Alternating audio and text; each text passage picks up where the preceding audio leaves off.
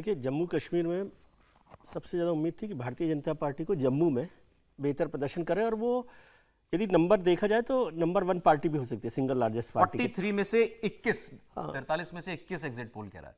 21 कह रहा है, मतलब मुझे लगता था कि 25 से 30 के बीच में हो सकती है। इतना परफॉर्मेंस जम्मू कश्मीर को लेकर होना चाहिए था। कश्मीर में एक गुरेज, माफ कीजिएगा, मेरी गलती 24 से 34 सीटें, 24 से 4, हाँ वही मैं कह रहा हूँ, 24 से वोट शेयर पड़ गया। ठीक है, तो जम्मू में उसको अच्छा परफॉर्मेंस का मौका मिला है।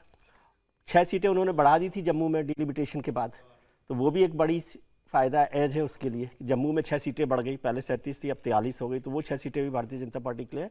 दूसरा काम जो कश्मीर में उन्होंने किया है, वो जो छोटी छोटी पार्टियां हैं उनको उन्होंने सपोर्ट किया है या उनके खिलाफ नहीं खड़े हुए। राशिद इंजीनियर, तमाम पार्टी, सज्जाद लोगों ने अपनी पार्टी, और निर्दलीय भी बहुत है।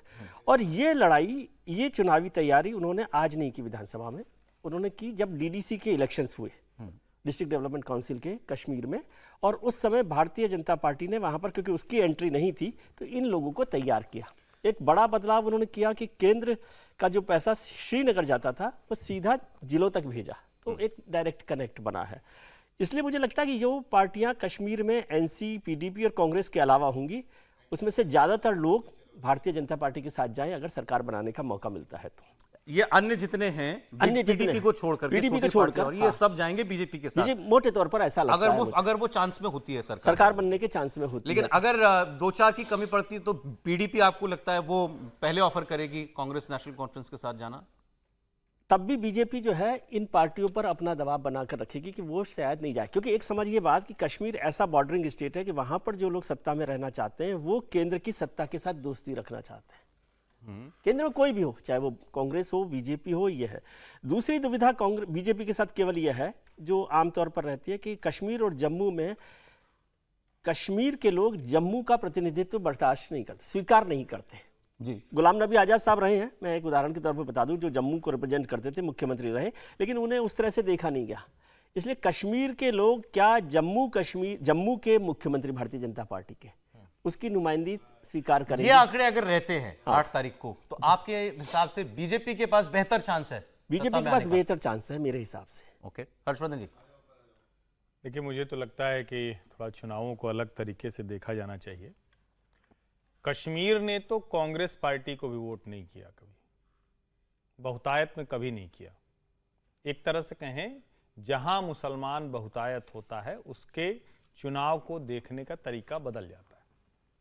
बार बार कहा जाता है कि मुसलमान तो किसको नेता मानता है? किसी हिंदू नेता को मानता है, क्योंकि देश में उसको पता है कि अगर वो सिर्फ मुसलमान को मानेगा तो हिंदू किसी और के पास जाएगा, यानी भारतीय जनता पार्टी के पास जाएगा, उसका संकट बढ़ जाएगा। इसलिए वो मुलायम सिंह यादव, लालू प्रसाद यादव, राहुल गांधी, ऐसे शरद पवार, ऐसे नेताओं को अपना नेता, अब तो उद्धव को भी अपना नेता मान ले रहा है भाजपा को हराने के लिए। कश्मीर घाटी में कांग्रेस को भी मुश्किलें ऐसे ही होती थी, उसको सीटें नहीं मिलती थी, बहुत कम मिलते थे, उसके नेता तो बड़े पुराने रहे, फिर भी वो स्थिति नहीं बन पाती थी। वहां की पार्टी कौन? नेशनल कॉन्फ्रेंस और महबूबा मुफ्ती वाली, यानी उनके पिता मुफ्ती मोहम्मद सईद वाली। अब आप अगर इसको यूं देखें, जम्मू कश्मीर में भारतीय जनता पार्टी ने 10 वर्षों में कमाल का काम किया है।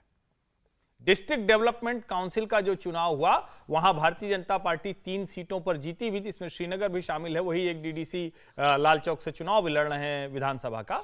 यानी सब कुछ किया। कश्मीरी मुसलमानों के घर के बच्चे आज मजे से स्कूल जा रहे हैं, पढ़ रहे हैं, फुटबॉल खेल रहे हैं, क्रिकेट खेल रहे हैं, वहां डल झील पर मौज कर रहे हैं, सुबह से शाम तक पत्थर नहीं चला रहे। उनके जो सेब का कंसाइनमेंट था वो आसानी से जा रहा है, उसको कोई लूट नहीं लेता, उसको कोई वसूली नहीं कर पाता है। नाइफेड वहां से सेब खरीद रहा है। आपके रसोई गैस से लेकर कनेक्टिविटी तक, लास्ट माइल कनेक्टिविटी तक और नेटवर्क तक वो सब मिल गया। लेकिन उसके बावजूद क्या है, आपको कश्मीर का मुसलमान बहुत वोट नहीं करेगा। अब एक ये नजरिया, दूसरा क्या है, जम्मू है।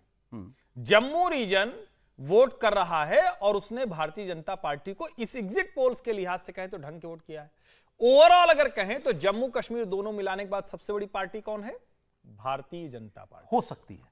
मैं एग्जिट पोल्स की तो बात कर रहे हैं, अभी तो एग्जिट पोल में भी नहीं है, अभी नहीं है, लगभग वही है, लगभग वही है। और मेरा यह मानना है कि इसी तरह से अगर हम इस पूरे जो एग्जिट पोल्स हैं उनको देखें तो इसका सीधा सा मतलब हुआ कि बीजेपी की पॉलिसी बीजेपी का जो इलेक्टोरल कैंपेन, बीजेपी जिस तरह से, जिसको हम कहते हैं ना कोई पार्टी कैसे काम करे सरकार में, उसमें कोई समस्या नहीं है। समस्या क्या है कि देश में मुसलमानों के लिए भारतीय जनता पार्टी दुश्मन नंबर 1 है और उसको लाख सबका साथ, सबका विकास, सबका विश्वास, सबका प्रयास और 2-4 जोड़ दीजिए, कोई बहुत लाभ नहीं होता है, बहुत थोड़ा सा हिस्सा उसको मिलता है। इसमें एक डेटा और जोड़ना चाहिए जो आपने अभी बात कही है। जम्मू रीजन में जहां बीजेपी हर वर्ग में अच्छा कर रही है, वहां पर शेड्यूल्ड ट्राइब मुस्लिम जिनको आरक्षण मिला है अभी ये 370 हटने के बाद, और अभी पहाड़ियों को भी अलग से आरक्षण दिया गया, शामिल कर लिया है ना। जी हाँ, उसका केवल 7% वोट बीजेपी को मिला। 7%, 61% जम्मू का भी शेड्यूल्ड ट्राइब मुसलमान वोट जम्मू कांग्रेस पार्टी। जम्मू मेरी बात हुई तो करीब 3 सीटें ऐसी हैं जिसमें ये जो पहाड़ी वाला मसला है, जो पहाड़ी मुसलमान उसको अलग से दिया हुआ है। उन्होंने कहा बड़ी मुश्किल है, जम्मू के लोगों को लग रहा था कि हमारे अधिकार और बढ़ेंगे, अब उसमें ये जो पहाड़ी मुस्लिम समुदाय अलग से उसको आदिवासी बना कर दिया, उसका अच्छा उसमें एक दुर्भाग्यपूर्ण भी रहा कि उनके एक बड़े नेता जो भाजपा से चुनाव लड़ रहे थे उनका निधन हो गया। वो बहुत ताकतवर नेता थे, पहाड़ी मुस्लिम नेता थे और वो निर्दलीय लड़ते थे।